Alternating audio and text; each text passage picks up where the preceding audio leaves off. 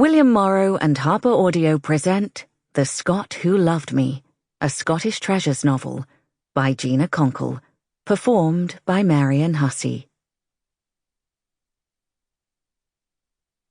Chapter 1, August 22nd, 1753. Torchlight flickered over a monster of a man sitting on the ground, his braw arms manacled to the wall of Marshalsea Prison strong room, the outbuilding for troublesome criminals. The floor reeked of piss. Night soil's scent clogged the air. Rebellion had a cost, and it was paid for in the shed. Anne crumpled a handkerchief doused with lavender oil against her nose and stepped gingerly inside. The warder's bruised eyes searched her hooded face. "There's less beastly men I could show you, miss."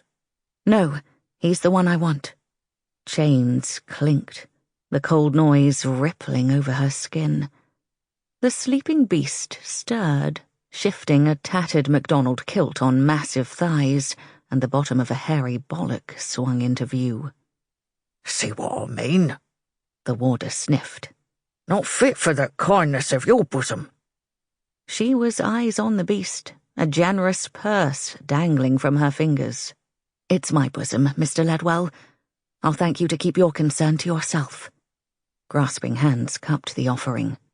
"You're paying a lot for one worthless Highlander." In the shadows, eyes of molten gold glared through lanky hair, riveting eyes that stripped lesser souls. The brute was bound but not defeated, with his head tipped back and arms resting in fetters as if he took his ease. The English could never conquer him. He'd rotted on a prison hulk at Tilbury Fort for his part in the Jacobite Rising of '45, and lived to tell the tale. But this imprisonment he'd done to himself. Why? She winced behind her scented cloth. Untended cuts and nasty bruises showed through his torn shirt. Still, he was a sight. Blonde brown hairs glinting on rock-hewn thighs, a thickly carved chest whittling to a lean waist. With his size came a large nose and a wide, once familiar mouth, passionate, soft, the only part of him that was, and utterly kissable. But those eyes had the power to mark a woman, brash on his best day, moody on his worst. Spite flashed in their depths at the warder sifting a bony finger through the purse. Ledwell raised a polished coin to the light. "A Queen Anne half-guinea. Don't see much of this, fair lady." His thumb rubbed the stamped profile. "Looks newly minted, too."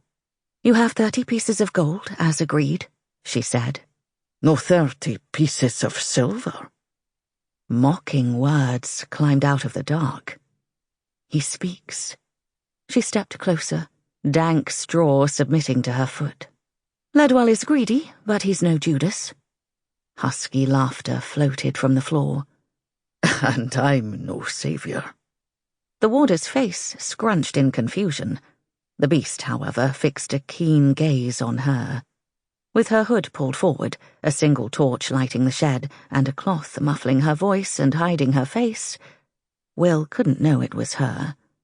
Yet, for all her confidence, his presence tied her in knots, and he was the one in chains. "What makes you think ye can handle him? 3 men couldn't." A leering Ledwell slid the purse into a pocket inside his coat. "Counting on your feminine wiles to get that filthy rag off him?" She bristled at the unseemly question. "Where did you find him?" "At the Ram's Head, on London Bridge. Tavern maid said he sauntered in wearing his kilt, demanding ale.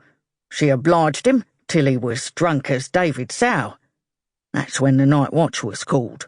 "Raised the hue and cry, did she?" "She did, and 2 watchmen hauled him here in a cart." Ledwell hiked up sagging breeches and sniffed. "But it was me who bound him to the wall." Preening man. There was no need to glory in the downtrodden. It was bad enough the Dress Act of 1746 outlawed kilts. "If he was tied up, how did you come by those bruises on your face?" Ledwell's chin jutted at two large feet covered in loose leather boots. Sample complete. Ready to continue?